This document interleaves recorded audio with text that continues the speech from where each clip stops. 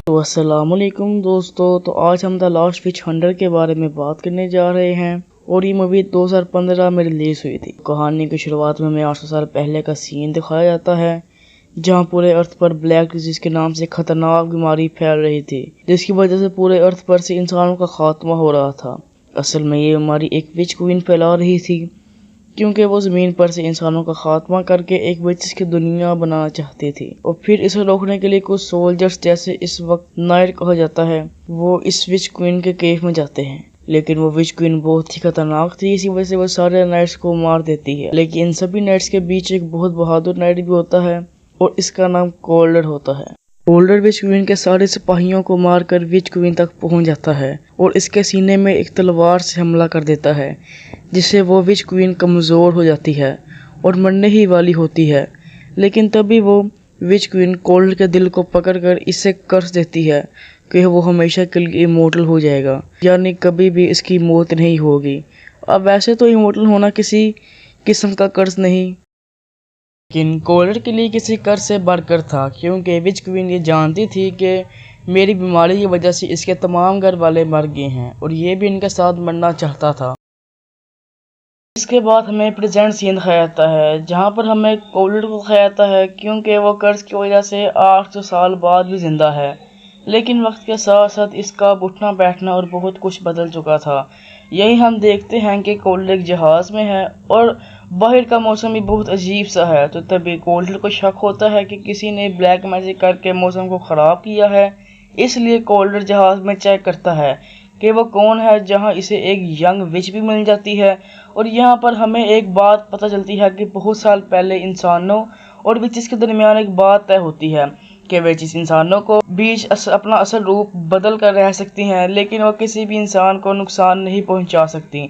जब ये रूल्स बन जाते हैं तो हमारा फ़र्ज़ होता है कि इसे फॉलो करें, लेकिन जब ये रूल्स बनाए जाते हैं तो हर कोई तो इसे फॉलो नहीं करता, क्योंकि हमारे यहाँ ऐसा ही होता है। और यहाँ पर भी विचेस ऐसी थी जो रूल्स फॉलो नहीं कर रही थी। कोल्डर का काम था कि इन विचेस को कैद करना और कोल्डर एक एक्शन सोर्ड के साथ काम करता था, जिनका काम था कि इनको कैद करना जो रूल्स फॉलो नहीं करती थी। अब कोल्डर उस विच के पास आकर बैठ जाता है जहां उस विच के पास 2 वेदर चेंजिंग स्टोन होते हैं, जिनकी पावर इतनी थी कि विच को भी इसका अंदाज़ा नहीं था। और फिर कोल्डर इसकी पावर को कंट्रोल करता है। तो वो इससे पूछती है कि इसकी वजह से तुम मुझे कैद कर लोगे। तो कोल्डर कहता है नहीं, क्योंकि ये तुमने जानकर नहीं किया। और फिर कोल्डर दोनों स्टोन्स को अपने साथ ले जाता है। अब कोल्डर को इन सभी कामों की वजह से विच हंटर के नाम से जाना जाता है। नेक्स्ट सीन में हम देखते हैं कि कोल्डर के पास एक आदमी मिलने आया है और आदमी का नाम डोलन 36 होता है। असल में डोलन 36 इस एक्शन सोर्ड का लीडर था जिसमें कोल्डर काम करता था। डोलन 36 का मतलब ये था कि कोल्डर डोलन 35 तक के लीडर के साथ काम कर चुका था और अब डोलन 36 के साथ है। यहाँ पर डोलन कोल्डर को बताता है कि कल मैं रिटायर हो जाऊँगा। तो ये सुनकर कोल्डर डोलन को एक कीमती पेन गिफ्ट करता है। तो अगले दिन उसको कॉल आता है कि डोलन 36 की मौत हो चुकी है और अब यहाँ पर नहीं रहा। तो ये बहुत ज़्यादा हैरान होता है और अब ये डोलन 37 के साथ मिलता है, जो कि डोलन 36 ने ही इसके लिए रखा था। अब ये दोनों डोलन 36 के घर जाते हैं चेक करने के लिए कि डोलन 36 को किसने मारा है। और जब वो वहाँ पर पहुँच जाए तो उसको वहाँ पर कुछ भी नज़र नहीं आता, लेकिन उसको वहाँ पर एक ब्लैक मक्खी नज़र आती है।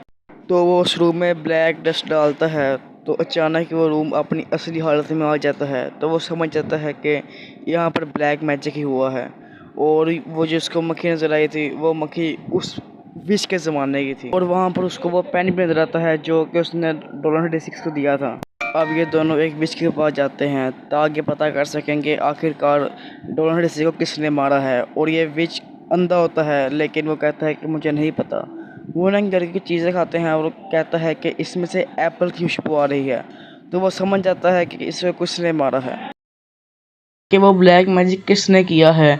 इसके बाद वो दोनों इस विच के घर जाते हैं जहां वो देखते हैं कि वो विच मेल था जो एक बच्ची का रूप लेकर उन दोनों से मिलता है। तभी कोल्डर एक चाकू से इस विच पर हमला कर देता है, जिससे वो विच अपने असल रूप में आ जाता है। और बाद में वो इसके घर को चेक करता है तो इसे वही पेन मिलता है जो इसने डोलन 37 को दिया था। इस पेन को देखकर वो समझ जाता है कि डोलन 36 को इसी विच ने मारा है और कोल्डर इसे एक्शन शोर की जेल में डाल देता है। कोल्डर को अब समझ आ जाता है कि इसके पीछे किसी का मकसद है। कुछ देर बाद कोल्डर को इस पेन में से एक मक्खी नज़र आती है जो कि ब्लैक डिजीज़ बीमारी की तरफ इशारा कर रही थी और हमें यहाँ पर पता चलता है कि ब्लैक डिजीज़ की वजह से कोई मरता नहीं बल्कि वो आदमी कोमा में चला जाता। यह सब सुनने के बाद कोल्डर डोलन 36 के पास जाता है क्योंकि इन पर भी ब्लैक डिजीज़ का बीमारी का असर था और वो अभी मरे ही नहीं थे बल्कि वो अभी जिंदा थे और कोमा में थे। अब जब तक कोल्डर इस ब्लैक डिजीज़ फैलाने वाले को 3 दिन में नहीं मारता तब तक वो जिंदा नहीं होंगे। तो तभी ब्लैक डिजीज़ को फैलाने वाले विच को ढूंढने लगता है और तभी इसे डोलन 36 का कहा हुआ एक क्लू याद आता है।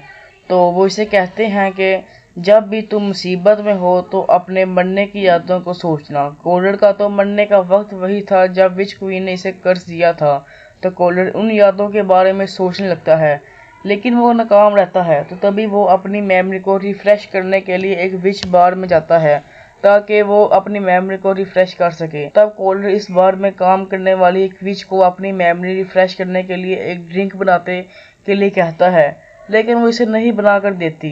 कोल्डर के बार बार फोर्स करने पर वो विच जिसका नाम क्लोरी था वो इसे वो ड्रिंक बना देती है।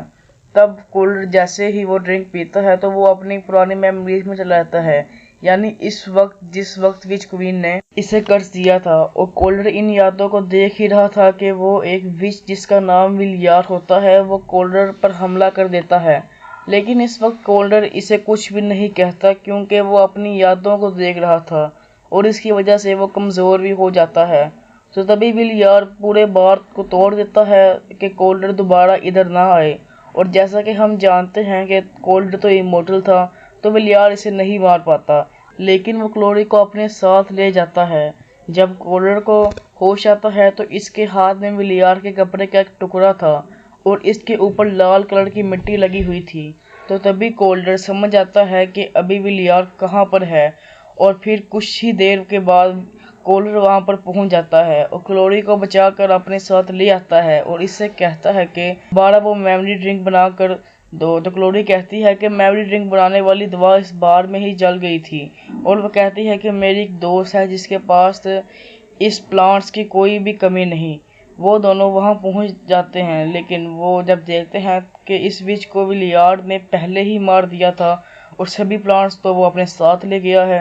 और यहाँ पर क्लोरी कोल्डर से कहती है कि अब हमें वो प्लांट सिर्फ एक ही विच से मिल सकते हैं और अब वो दोनों इस विच के पास जाकर इससे वो प्लांट्स मांगते हैं, लेकिन वो विच कोल्डर पर ब्लैक मैजिक कर देती है जिसे वो अपनी पिछली यादों में गुम हो जाता है और वो इन यादों में फंस जाती है कि तभी इसे अपनी यादों में क्लोरी दिखाई देती है।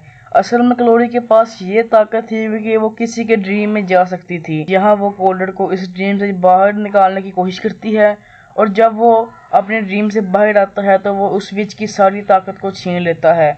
इसके बाद वो दोनों वहाँ से चले जाते हैं क्योंकि कोल्डर को पता चल गया था कि क्लोरी एक ड्रीम वर्कर है। तो कोल्डर इसे अपनी यादों में जाने के लिए कहता है तो वो उसकी बात मान लेती है और वो दोनों कोल्डर की यादों में जाने के लिए तैयार हो जाते हैं। तो वो जाते हैं और कहते हैं कि जब विच क्वीन ने कोल्डर के दिल को पकड़कर इमोर्टल होने का कर्ज दिया था, इसके बाद ही वो विच क्वीन जल गई थी। पहला डोलन जब इसके दिल को काटने ही लगता है तो वो देखता है कि इसके ऐसा करने की वजह से कोल्डर को भी दर्द हो रही है। तो वो समझ आता है कि इसके ऐसा करने की वजह से कोल्डर भी मर जाएगा और वो इस दिल को अपने साथ ले जाता है। और जब ये दोनों मेमोरी से निकलकर वापस आते हैं तो कोल्डर समझ आता है कि विलियार्ड डोलन 36 के पास विच क्वीन के दिल के लिए आया है और इन्हें मार कर वो दिल ले गया। असल में वो विच क्वीन को जिंदा करने की कोशिश कर रहा था। इसके बाद कोल्डर और डोलन 37 दोनों विलियार्ड को ढूंढने के लिए निकल जाते हैं। अगले सीन में हमें विलियार्ड दिखाया जाता है जो विच क्वीन को जिंदा कर रहा होता है, जिसमें वो अंधे सैलड को सेक्रीफाइस करने वाला था। तभी वहां पर कोल्डर भी आ जाता है, लेकिन कोल्डर के आने से पहले विलियार्ड ने विच क्वीन को जिंदा कर लिया था। तब ये देखकर कोल्डर विलियार्ड को मार देता है। अब कोल्डर विच क्वीन को मारने के लिए आगे बढ़ता है तो तभी विच क्वीन इससे इमोर्टल होने का कर्ज वापस ले लेती है, इसकी वजह से कोल्डर काफ़ी हद तक इंजर्ड हो जाता है, लेकिन वो वहाँ से बचकर निकल जाता है।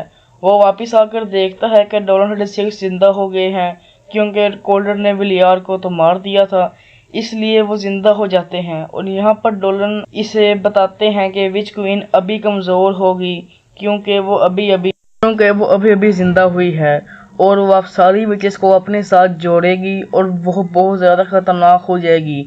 तब ये सब सुनकर कोल्डर समझ आता है कि अब विच क्वीन एक्शन स्वॉर्ड पर हमला करेगी, क्योंकि वहीं पर इस सारी विचेस एक साथ मिल सकती हैं। इसके बाद कोल्डर अपने घर जाता है और इस सारे हथियार लेकर क्लोरी और डोलन 37 के साथ वो जल की तरफ चले जाते हैं, जहां जाकर वो देखते हैं कि इसने सारे विचेस का एक चेन बना लिया है और इनकी पावर को अपने अंदर ला रही है, यानी इनकी पावर को अब्जॉर्ब कर रही है और अब वो दोबारा से ब्लैक डिजीज फैला रही थी। तो ये देखकर क्लोरी इनमें से एक विच के ख्वाब के अंदर जाकर इसे मार देती है, जिसकी वजह से वो सर्कल टूट जाता है, जिसकी वजह से विच क्वीन अब कमज़ोर होने लगती है।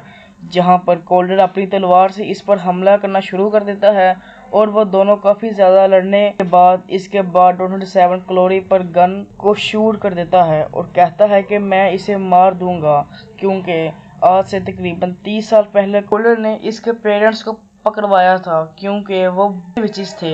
और फिर डोलन 37 कोल्डर को गन से शूट कर देता है, जिसकी वजह से वो इंजर्ड हो जाता है और नीचे गिर पड़ता है। और अब विच क्वीन अपने सर्कल को पूरा करने के लिए क्लोरी को भी अपने सर्कल का हिस्सा बना लेती है और ऐसा करने के बाद वो डोलन 37 को भी मार देती है, क्योंकि वो भी तो एक इंसान था।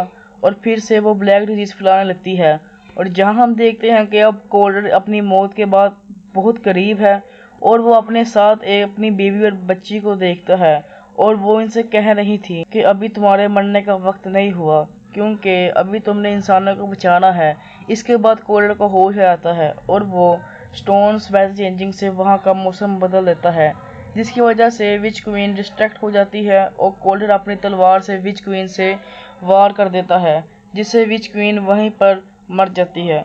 और कोल्डर इसको पूरी तरह मारने के लिए इसके दिल को भी काटने लगता है, लेकिन क्लोरी इसको ऐसा करने से रोक देती है और वो कहती है कि अगर तुम ऐसा करोगे तो तुम भी मारे जाओगे और विचेस से इंसानों को कौन बचाएगा।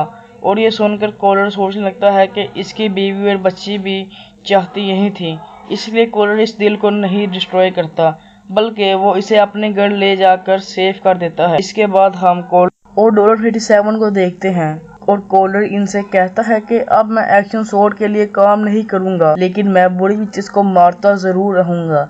इसके बाद कोल्डर क्लोरी के साथ अपने अगले मिशन के लिए निकल जाता है और यहीं पर मूवी का एंड हो जाता है। तो मैं उम्मीद करता हूँ कि आपको मेरी एक्सप्लेनेशन अच्छी लगी होगी। अगर आपको अच्छी लगी है तो इसको लाइक करें, शेयर करें और मेरे चैनल मूवीज़ ज़ोर को सब्सक्राइब करें। तब तक के लिए अल्लाह हाफिज़।